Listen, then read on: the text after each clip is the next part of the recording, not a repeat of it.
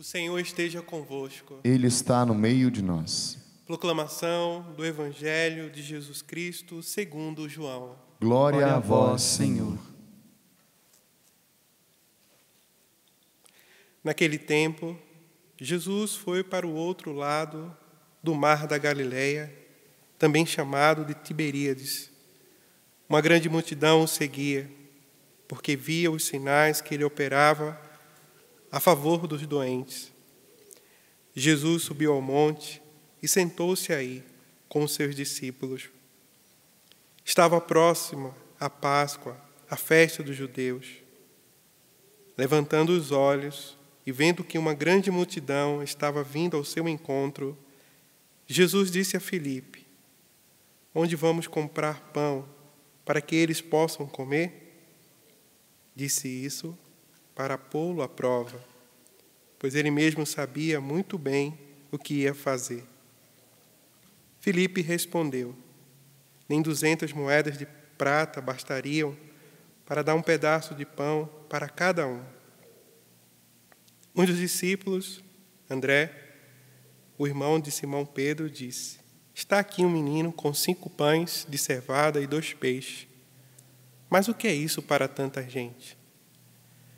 Jesus disse: "Fazei sentar as pessoas." Havia muita relva naquele lugar, e lá se sentaram aproximadamente 5.000 homens. Jesus tomou os pães, deu graças e distribuiu aos que estavam sentados, tanto quanto queriam, e o fez com os peixes. Quando todos ficaram satisfeitos, Jesus disse aos seus discípulos: "Recolhei os pedaços que sobraram, para que nada se perca." Recolheram os pedaços e encheram 12 cestos, com as sobras dos 5 pães deixadas pelos que haviam comido. Vendo o sinal que Jesus tinha feito, aqueles homens exclamavam: "Este é verdadeiramente o profeta, aquele que deve vir ao mundo." Mas quando notou que estavam querendo levá-lo para proclamá-lo rei, Jesus retirou-se de novo, sozinho, para o monte. Palavra da salvação. Glória a vós, Senhor.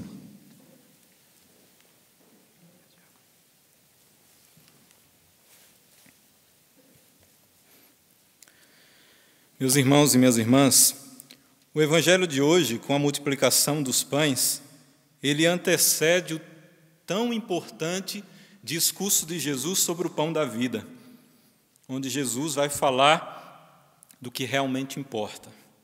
Qual é o alimento que verdadeiramente gera vida, e não apenas a nossa vida temporal, a nossa vida finita aqui nesse mundo, mas o alimento que é o pão que desceu do céu, aquele que nos levará à vida plena, à vida eterna, a vida que geralmente vai importar durante todo sempre a eternidade. Jesus multiplica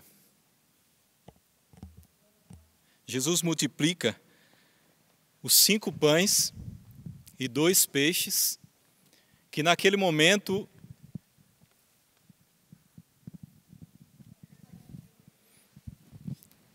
Jesus multiplica os 5 pães e os 2 peixes, que naquele momento trazem um menino que tinha esses 5 pães e 2 peixes, para uma multidão de 5.000 homens, só homens, sem contar as mulheres, sem contar as crianças. Depois desse milagre, veja bem, quando Jesus realizava um milagre, o milagre não era apenas um milagre em si. Jesus não realizava milagre só pelo milagre. Mas todo milagre que Jesus realizava era para dar um ensinamento. Todo milagre que Jesus realizava, sempre ele ensinava algo. E o mais importante, além do milagre, e mais importante, era o ensinamento de Jesus. O milagre era uma consequência. E nesse milagre, Jesus multiplica os pães. Veja bem, depois ele diz para os discípulos: vão para a outra margem do lago, que eu vou despedir a multidão aqui, e foi rezar no monte. Subiu ao monte para rezar. Depois Jesus, o episódio seguinte, ele vai andando sobre as águas até o encontro dos discípulos que estavam na travessia do mar da Galileia. Chegando ao outro lado, aparece uma grande multidão, e mais ainda do que aqueles que tinham comido do pão multiplicado, e aparece ainda mais. E daí Jesus percebe que o povo, aquela multidão, estavam ali porque tinham comido do pão multiplicado. E Jesus disse: vocês estão aqui porque comeram do pão multiplicado. Mas eu quero falar para vocês, trabalhai não pela comida que perece, mas pela que dura até a vida eterna. E aí Jesus lembra do maná que desceu do céu lá no deserto, quando o povo era levado por Moisés ali no deserto, e o maná caiu do céu. Veja, aí Jesus disse: aquele pão que desceu do céu ainda não era o pão realmente que Deus iria dar. Aquele pão eles comeram e depois morreram. Mas eu sou o pão da vida, o pão que desce do céu e que realmente não faz morrer, mas faz viver. A multiplicação dos pães ali foi uma antecipação daquilo que seria o próprio Cristo, a Eucaristia. Que em cada Santa Missa o Senhor se dá como pão do céu, como comida, e esse pão que gera vida eterna. Não um pão que nós voltaremos a ter fome, mas o pão que nós saciamos, e é um pão que nos sacia para a vida eterna. A igreja vive da Eucaristia. A Eucaristia é o ponto e ápice da nossa fé. Aqui eu quero lembrar que anda circulando um vídeo de alguns católicos, e sem maldade alguma, acredito, não tem maldade alguma, mas acaba que nas entrelinhas coloca a culpa na igreja, e eles dizem: devolva-nos a missa. Falando de bispos, devolva-nos a missa. Falando para a igreja. Mas veja bem, não foram os bispos e padres que tiraram a missa de vocês. A igreja não tirou, em nenhum momento. Não compartilhe esse vídeo, ou melhor, aqueles que fizeram, façam outro, enfatizando a comunhão com a igreja. Isso é importante. Mas do que vocês somos nós, e aqui eu falo como igreja, porque o padre no púlpito ele não pode falar por si mesmo, mas fala em nome da igreja, e aqui eu falo em nome do Papa, dos bispos, cardeais, sacerdotes. Somos nós que mais do que ninguém queremos multiplicar o pão descido do céu na Eucaristia e distribuir para todos vocês, não só para 5.000 homens, nem mulheres e crianças que estavam ali no momento, mas para todos aqueles que quiserem e que estão e que acreditam nesse pão que desceu do céu. Mais do que vocês acharem que os bispos tiraram, não, nós não tiramos a Eucaristia. Tirem esse tempo como ainda mais para gerar em vocês, em cada um desejo ardente de voltar. Em pouco tempo nós voltaremos, e que esse desejo seja grande dentro de vocês, porque a igreja não tirou a Eucaristia. Ela continua a todo momento mostrando esse pão descido do céu e que alimenta. E espero que depois, aqui como igreja falando, que depois que tudo voltar ao normal, todos nós possamos dar a vida pelo Evangelho. Todos nós possamos guardar o domingo com todo o nosso desejo. Já na segunda-feira, já desejando chegar o domingo, o dia do Senhor, para receber o pão da vida. Ou todos os dias, se você puder, quando passar tudo isso. Que depois que passar tudo isso, dê a vida por sua paróquia, por sua capelinha, por sua diocese, pela própria igreja, que façam como Pedro e João na primeira leitura, que mesmo sendo açoitados, mesmo sendo presos, colocados diante dos tribunais, eles disseram: não nos calaremos, e saíram felizes, porque foram açoitados e sofreram por causa do nome de Jesus. Que aumente em nós, não o desejo de achar culpados, mas que aumente em nós o desejo de querer ainda mais ser de Deus, dar a vida pelo pão que desceu do céu.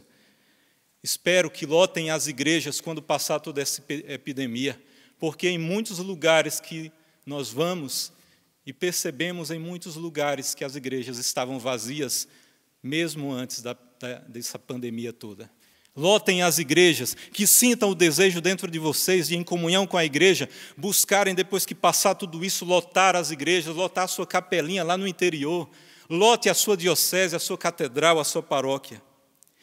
E aqui eu quero, já falando dos apóstolos que falaram que não se calariam diante dos tribunais, Eu quero lembrar aqui o que eles falaram. Os apóstolos saíram do conselho muito contentes, por terem sido considerados dignos de injúrias por causa do nome de Jesus, e cada dia no templo e pelas casas não cessavam de ensinar e anunciar o evangelho de Jesus Cristo.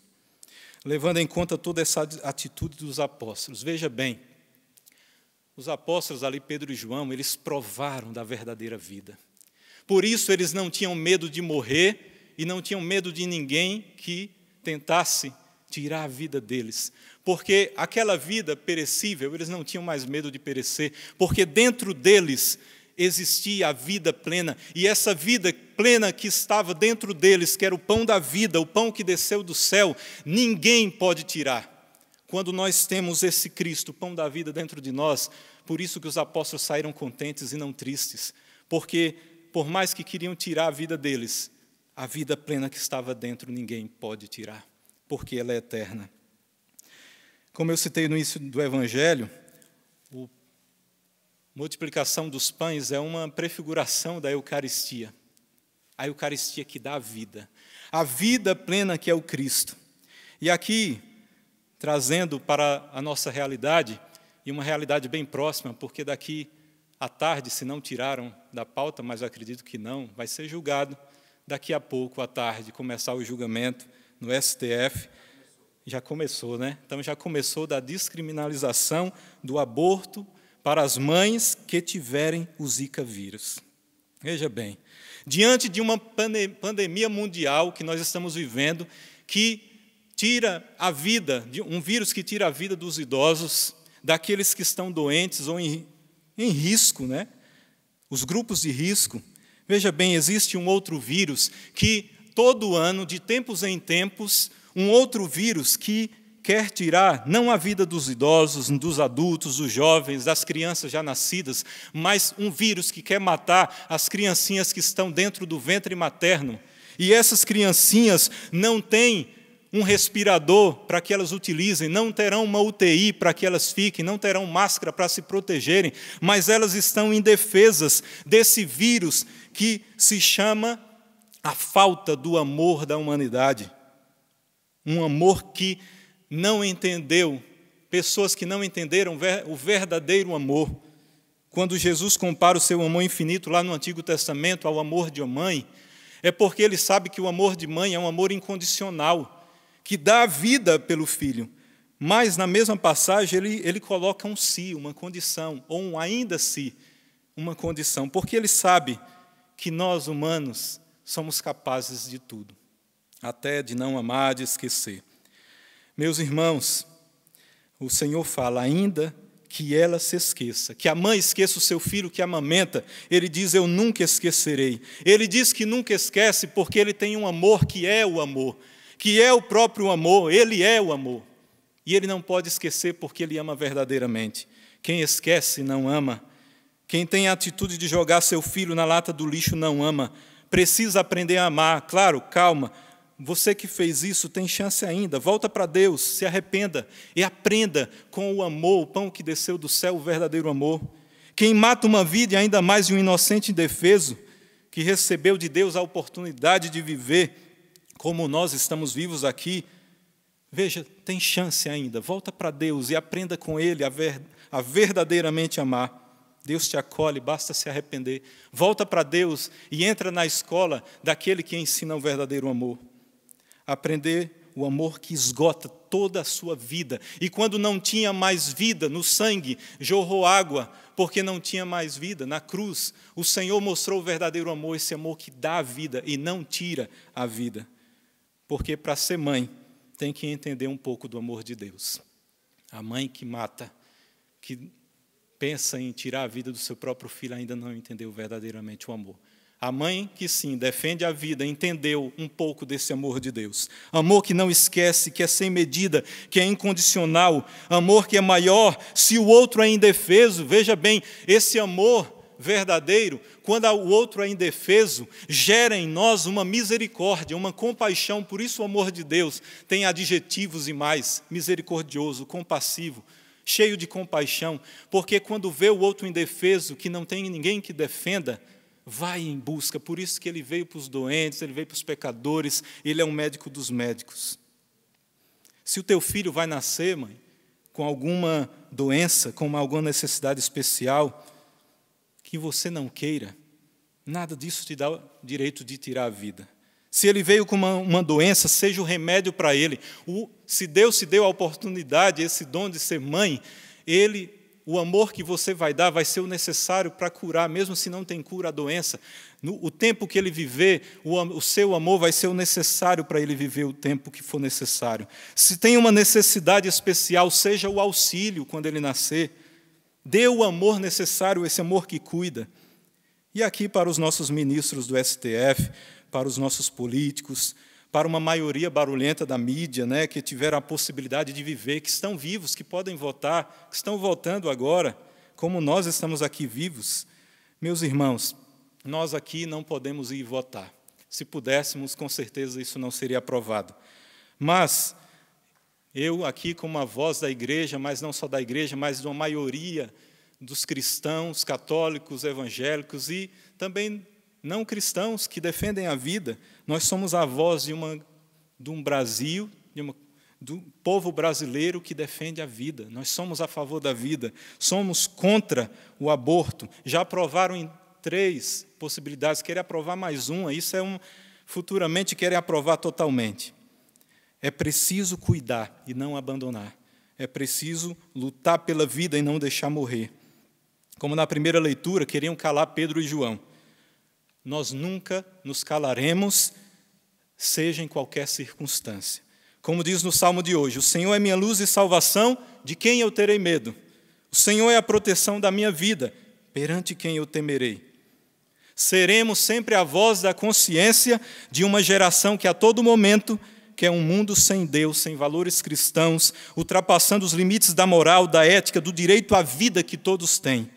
Enquanto pregam a morte, nós sempre pregaremos a vida e sempre seremos essa voz na consciência de vocês para dizer que aquele que deu a vida, ele gera vida e que não tira, mas a todo momento quer dar a vida a todos. Louvado seja o nosso Senhor Jesus Cristo.